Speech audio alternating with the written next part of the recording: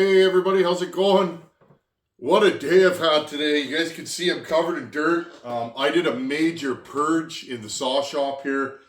6 or 8 bags of stuff that I just want to throw away. It was time. Having the truck in and out of here put a lot of dirt on the floor, and I started cleaning, and next thing I knew, I had the whole shop ripped apart. I found the world's biggest mouse den in the filing cabinet that's typically next to me, so I pitched that thing, and I feel good.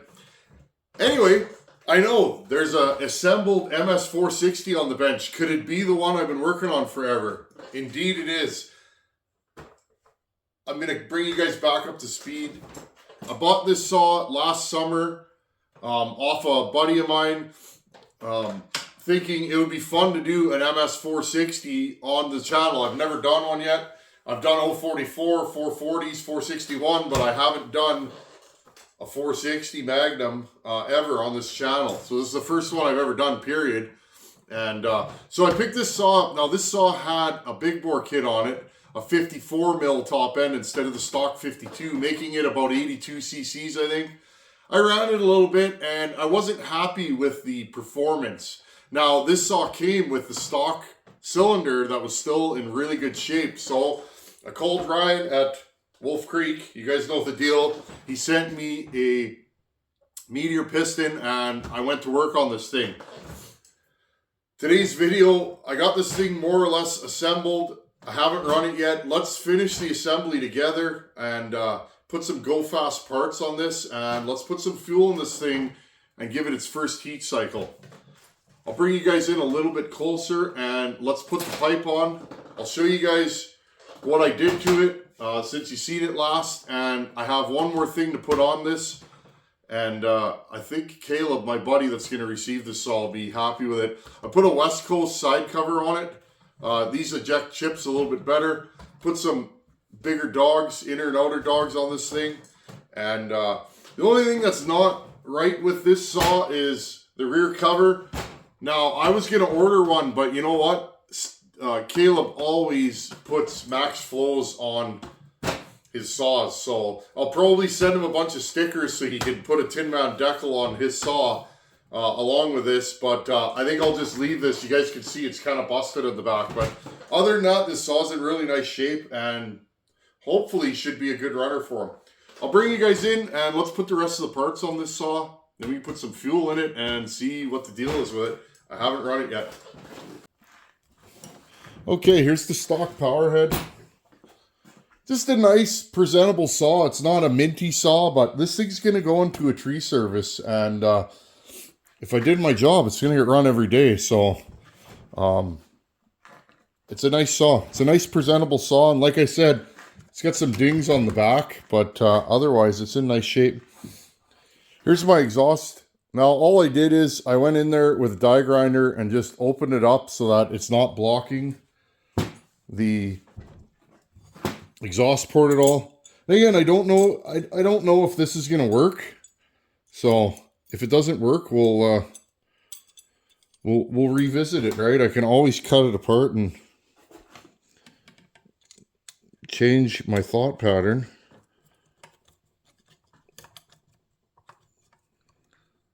Okay, one.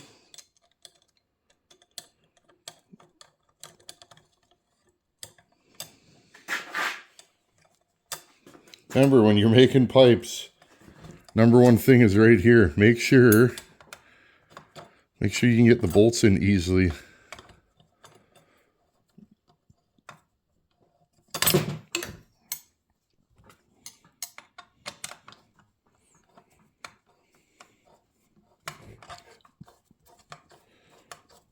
This one shouldn't be too bad. Again, there's about an inch from the front of the pipe now to the edge of the dog, so it shouldn't rub.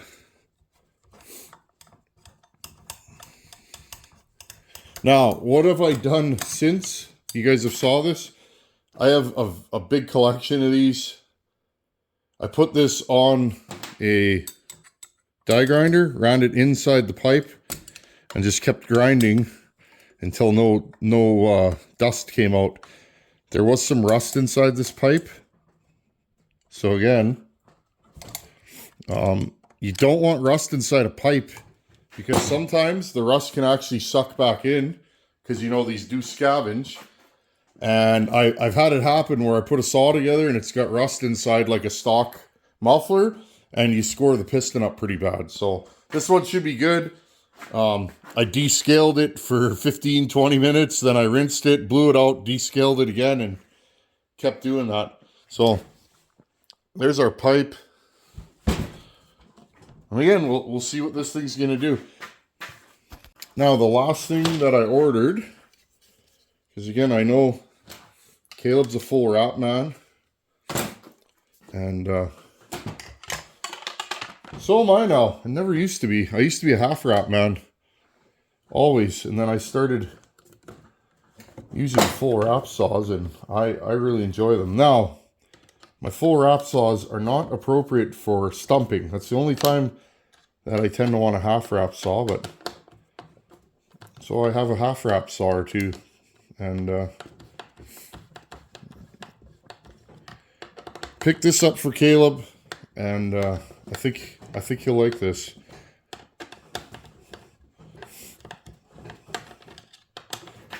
Now, I'm not sure if you guys remember, but that 288 that I built, that was nothing but trouble. That Farmer Tech, that was going to Caleb. Because again, I feel like I owe him a saw. He doesn't think so, but I do. I tried to port a saw for him years ago, and it didn't work out. And it bothered me. It doesn't bother him, but I keep saying to him, I owe you a saw. So I'm going to trade him this saw for the Echo that didn't work out. Hopefully he thinks that's a fair trade. But yeah, that 288, friends, you guys watched me build it on the channel, or hopefully you did. I just couldn't send that to him. That thing was horrible. I think I'm going to take the top end off that saw and put it on a stock 288.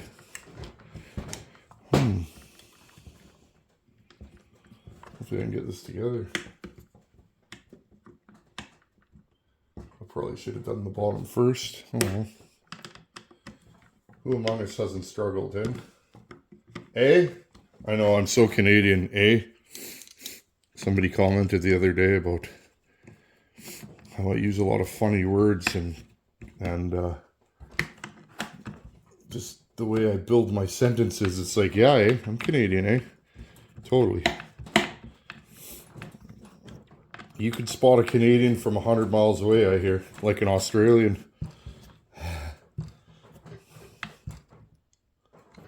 Okay. Now that's a power saw. Okay, what do you guys think? This is how I like to build them. I like to build saws for other people. Would I love this in my collection? For sure, but I don't need it, right, friends? Okay. So here's the full saw. I'll give you guys the once over. I think I'm going to replace this Elasto start for a better one. But there you go. The only thing I'm going to do is what do I want to do here? And I'll do that later. I'm probably going to put these bolts back in just so that if Caleb doesn't like this pipe, I'll send him the stock pipe with it. And then he can swap it out if it's not to his liking. Okay. Timing numbers. 100 on the exhaust. All I did was widen the exhaust. I took the base gasket out. 123 on the transfers. I raised the transfers 2 degrees and pitched them up. 152 on the intake timing. My intake timing has the Drake intake, or it's lunged, or whatever you want to call it. Mickey Mouse intake. And huge lower transfers. And I open up the windows quite a bit in the piston. My only concern with this build, and single ring, friends. This saw is running a single ring. My only concern with this build is, did I open up the windows too much in the piston? I'm not worried about strength. I got really close to the intake port on the one side, on both sides. So Not enough that I think it's going to leak, but I'm always experimenting, friends, and if I can break stuff on my channel, I'm going to do it every time, or if I do something silly, because it's like, if I can make mistakes and show them, maybe I'll save some of you guys. Okay, we're going to put some fresh fuel in this thing, and let's get it started. Okay, I put about a quarter cap extra of fuel in this thing. I do not like these spill-proof caps because I always spill them. Yeah, I put about a quarter cap of extra oil, and I do that a lot, just for the first tank, have it a little extra smoky. Okay, well, we got us a power saw, it appears. Not a power saw till we put it in the wood though, right? But, so give this thing a quick wipe down. Okay, friends, let's open the door. Get my tuning screwdriver. I don't even know where the carb's at. I haven't changed it since the stock settings, so I'm gonna leave it like that. I have not started this thing. Let's do the first start together. I'm gonna move some stuff off the bench so we don't make a huge mess. Okay, just hold on a second here. I have a feeling that the saw died a mean death. The decomp was leaking, and I noticed the clutch got really warm on this thing, so I think this is another steel that died an angry death, a long, sad death with a dull chain and an overheated clutch. But I think that's why originally that big bore kit was put on this, but I'm not sure. Okay, brand new spark plug. I put a new sprocket on this thing. Let's go full choke. Now, I'm not sure how much compression this saw is going to have. Should be pretty thumpy. Oh, it is. I'll take that. That's 3 pulls from a first start.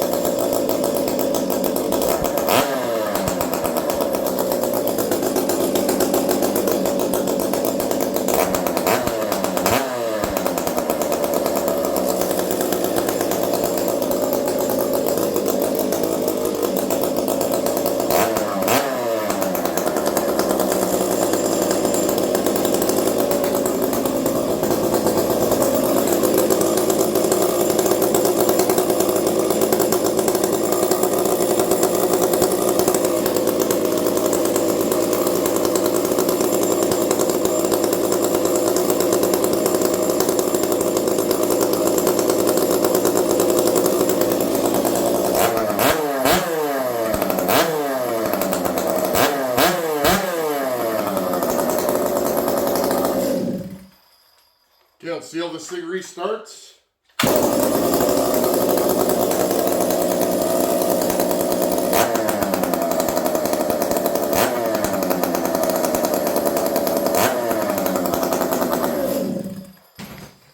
Well, so far so good, friends.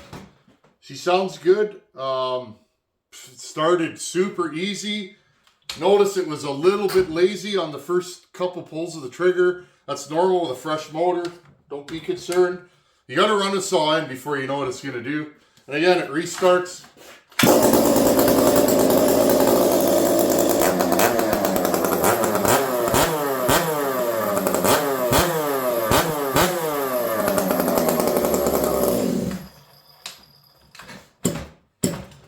And she's got all kinds of compression. Okay, friends, I'm going to heat cycle this, and when I'm done, I want to talk to you guys about this build and my steel builds in general and kind of what I do to them. But so far so good.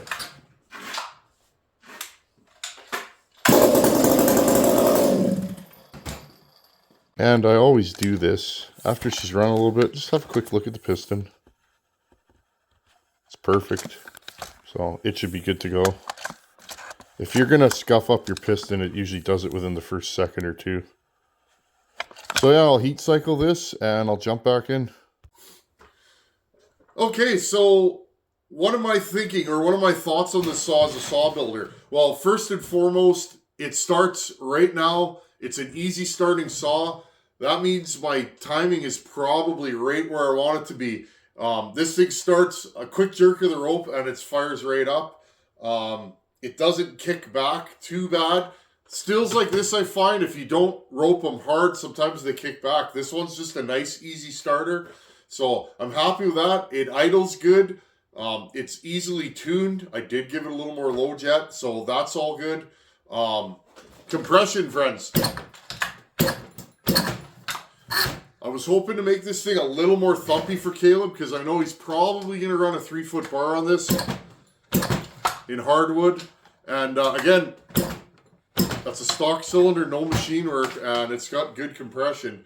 The main thing I did to this saw is corrected a poor transfer design. The lower transfers are half blocking the piston windows, and you guys can go back and watch if you haven't seen this build. But what I did was I corrected the transfers. I made them wider because the stock windows are very narrow and they're blocked, which means you don't get a lot of fuel and air onto the top of the piston with every stroke.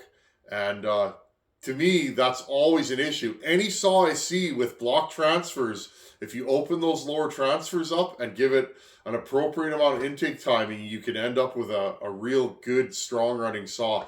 I pitched the transfers up and made them taller. I felt like this saw needed just a little more transfer, and again, I pitched them up just a little bit. I widened the exhaust port and Mickey Mouse the intake. 152 intake timing on this. This saw is really snappy like that. We'll see how it is in the wood. I could always add more intake timing if I'm not happy with the pull, but so far so good. I'm going to keep my fingers crossed, friends. You never know what a saw is going to do till you put it in the wood, but so far so good. I've idled this thing for a couple tanks.